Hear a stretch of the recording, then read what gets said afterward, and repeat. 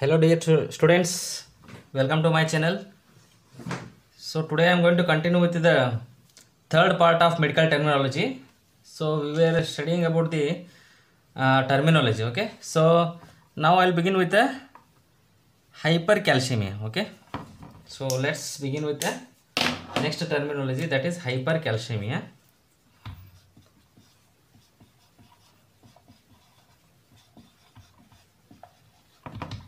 See, before you could know about the hypercalcemia, and first normal serum calcium level is 8.5 to 10.1 mg per dl. Okay, so what is hypercalcemia?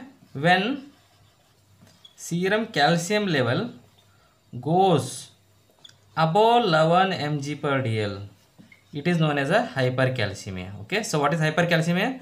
When serum calcium level goes above 11 mg per dl, then it is known as a hypercalcemia. Okay, so next one is hypocalcemia.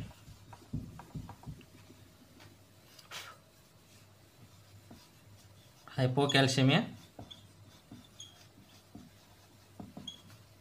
So normal serum calcium level is 8.5 to 10.1 mg per dl. When serum calcium level goes below 8 mg per dl, it is known as a hypocalcemia. Okay, so what is hypocalcemia? When serum calcium level goes below 8 mg per dl, it is known as a hypocalcemia. Okay, so next we'll see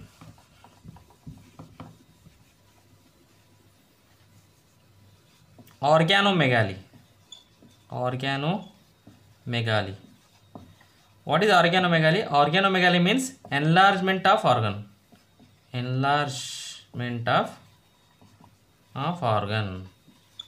When there is an enlargement of organ, okay, when the size of organ increases, it is known as a organomegaly. For example, hepatomegaly. So hepatomegaly means enlargement of liver. Next, splenomegaly means enlargement of spleen. Then cardiomegaly means enlargement of heart. Okay, so what is organomegaly? Organomegaly is nothing but an enlargement of organ.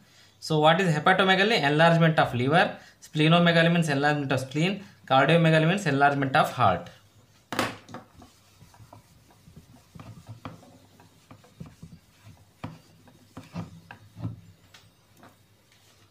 Next one is epitaxis.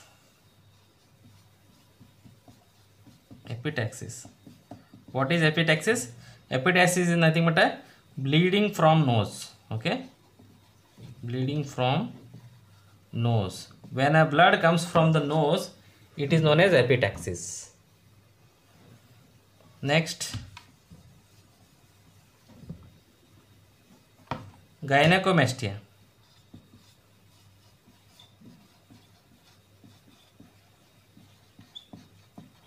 What is gynecomastia? Gynecomastia is nothing but it is a non-inflammatory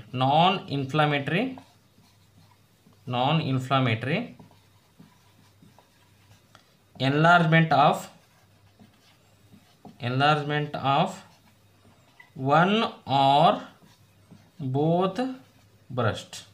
Okay, so gynecomastia means enlargement of breast. Okay, so what is a gynecomastia? It is a non-inflammatory enlargement of one or both breast is known as a gynecomastia.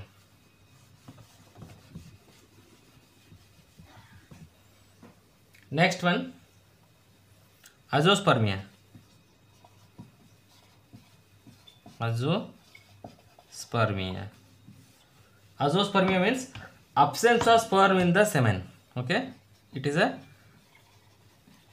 absence of sperm in the semen.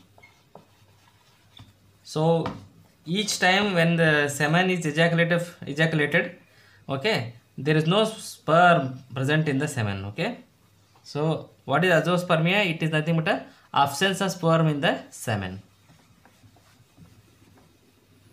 Next one is oligospermia. Oligospermia. Okay.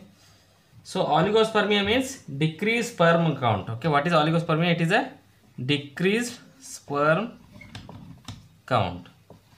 So decreased sperm count means what is the average sperm count? Average sperm count is average sperm count. It is average sperm count is more than 15 million. More than 15 million sperms per ml. Per ml. Okay. So when sperms count goes below 15 million below 15 million sperms per ml, it is known as a oligospermia. Okay. So what is a oligospermia? Oligospermia is a decreased sperm count, and an average sperm count is more than 15 million sperms per ml. Okay. See what happen if a sperm count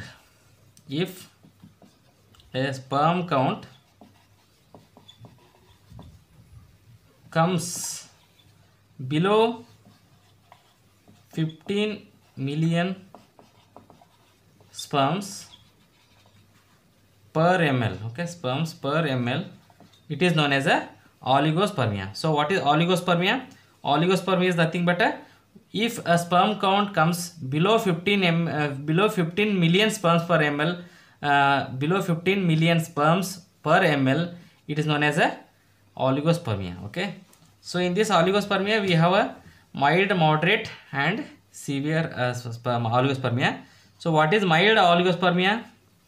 Mild oligospermia means when the sperm count is, okay, when the sperm count is between 10 to 15 million sperms, 10 to 15 million sperms per ml, it is known as a mild oligospermia.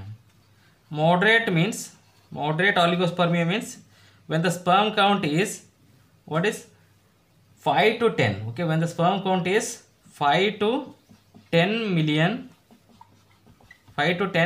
sperms per ml, it is known as a moderate oligospermia. Severe oligospermia means when sperm count is less than 5 million. Okay, 5 million sperms per ml, it is known as a oligospermia. So first of all, oligospermia means what? When sperms count comes less than 15 million sperms per ml, it is known as a oligospermia. In that also we have mild, moderate and severe. So what is mild oligospermia? Mild oligospermia means when sperm count is between 10 to 15 million sperms per ml, it is known as mild oligospermia. When sperm count is between 5 to 10 million sperms per ml, it is known as a moderate oligospermia. And what is severe oligospermia? When sperm count is less than 5 million sperms per ml, it is known as a severe oligospermia.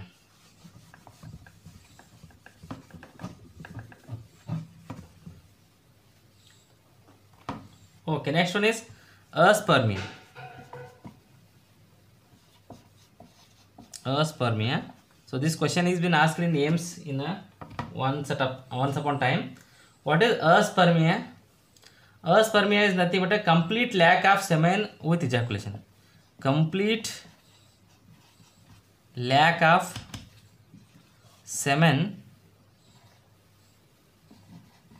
Complete lack of semen with ejaculation. See here, with each ejaculation, some minimum quantity of 3 ml of semen should come out. Okay. So if the semen level is less, okay, when there is a decreased production of semen itself, it is known as a aspermia. Aspermia is nothing but a complete lack of semen with each ejaculation. With each ejaculation, if there is a less semen is coming out, it is known as a aspermia. Okay, it is because of decreased production of semen in the body. Next one is oligomenorrhea.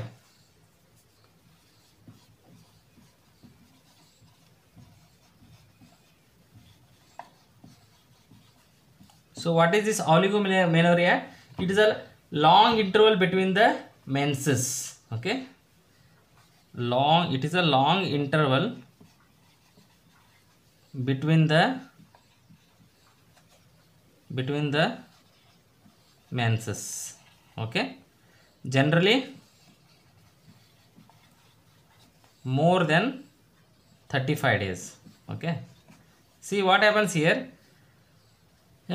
Usually the menstrual cycle should come from, for if this month, if it is come on to the 1st Feb, okay, 1st Feb 2022 means next it should come on the 28th Feb 2022. Okay, so this is a normal cycle.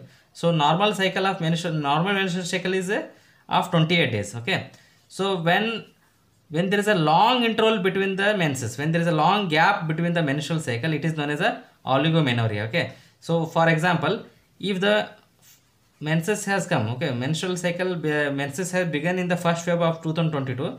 If it comes next month, okay, on March 20th, okay, 20th of March, okay, so this has crossed the long interval, means there is no only 28 days here. Here it is crossed the approximately it crossed the 35 days more.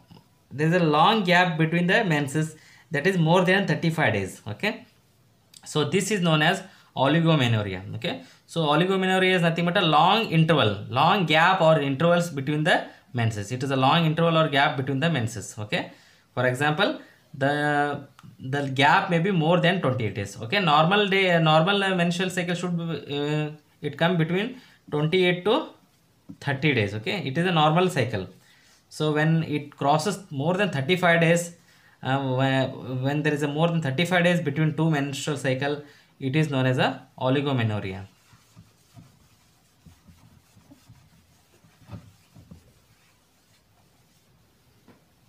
Next one is menorrhagia.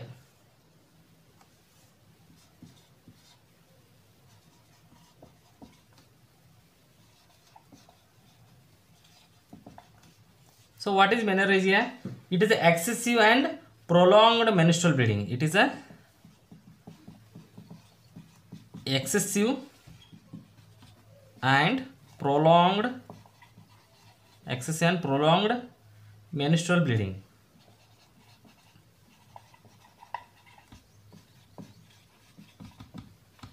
See, normal menstrual bleeding is from day 1 to, okay, day 1 to day 5. Okay, so this is a menstrual bleeding time. Okay, it is a menstrual bleeding day. Okay, from day 1 to day 5. See, if a person is bleeding more, okay, so the bleeding quantity or volume of bleeding is also more. If volume of bleeding is also more, as well as the number of days of bleeding is also more. Okay, for example, it should be from day 1 to day 5. No, if it is day 1 to day 8 or day 1 to day 7, day 8, so if number of bleeding days, menstrual days is also increasing, so it is nothing but a menorrhagia. Menorrhagia is nothing but what? It is a excessive. Okay, the patient is bleeding heavily per vaginum. Okay, it is excessive bleeding and also prolonged. It is a excessive and prolonged menstrual bleeding. It is known as a menorrhagia. Okay.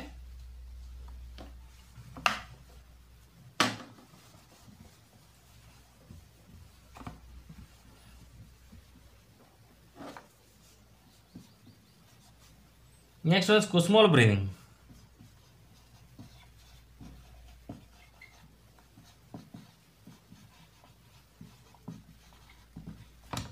Kussmaul breathing means it is a deep and rapid breathing. When patient breathe deeply and rapidly, it is known as a Kussmaul breathing. When you see on the monitor, you can see there is a patient breathing deeply and rapidly. Okay, so patient breathe deeply as well as fastly, rapidly. It is known as a Kussmaul breathing. Usually this Kussmaul breathing we can see in the diabetic ketoacidosis. So that we will discuss later in the next upcoming videos. Okay, what is diabetic ketoacidosis? And next one is uremia. Next one is uremia. Uremia is nothing but a raised urea level in the blood. Raised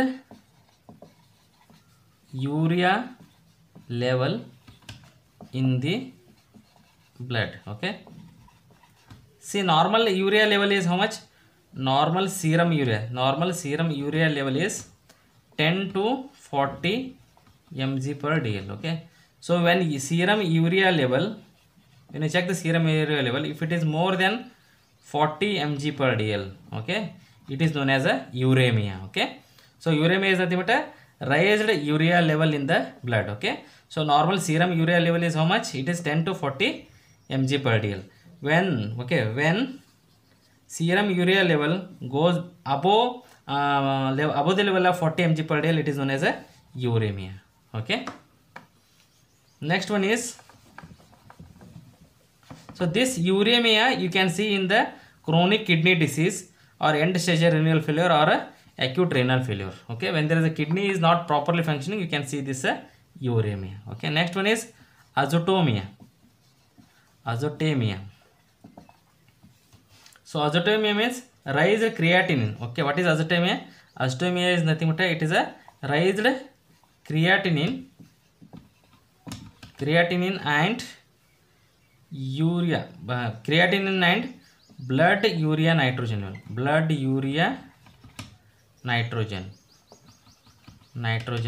This is short form, we call it as a BUN, level in the blood. Okay, level in the blood. Okay, so when there is a rise of creatinine as well as blood urea nitrogen BUN level in the blood, it is known as a azotomia. Okay, so normal creatinine level, okay, normal serum creatinine level is 0.5 to 1.3 mg per dl. Okay, so when its level, when serum creatinine level is more than 1.3 mg per dl, okay, it is called as azotomia. Okay, and normal serum creatinine level is 0.5 to 1.3 mg per dl. If it is goes below 1. If it is goes above 1.3 mg per dl, it is said to be azotomia. And likewise, normal BUN level, blood urea nitrogen, normal serum blood urea nitrogen level is also 8 to 20 mg per dl. Okay, it is 8 to 20 mg per dl. When normal when serum blood urea nitrogen level goes above 20 mg per dl, then it is said to be azotomia. Okay, when both creatinine as well as blood urea nitrogen both level in the blood is increased, so that condition is called as a azotomia. Okay, so this azotomia we can see in the chronic kidney disease, or you can see in the acute or chronic renal failure. Okay, next one is acidosis. What is acidosis? So acidosis, see, when blood pH, if it is less than 7.35, it is known as a acidosis. Okay, when you call it as acidosis, when you do an ABG, when you do arterial blood gas analysis or arterial blood gas test, and if you come to know that if the blood pH is less than 7.35, it is said to be acidosis. Okay, next one is alkalosis.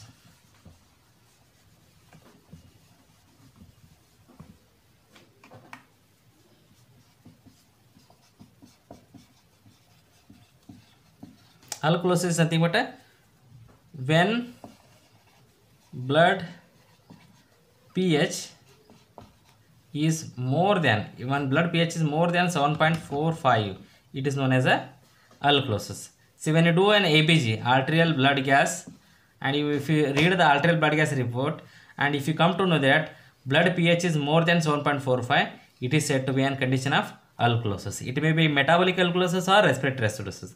So irrespective of that, it is a condition of alkalosis. And you should know what is the normal blood pH level before you could say that it is alkalosis or acidosis.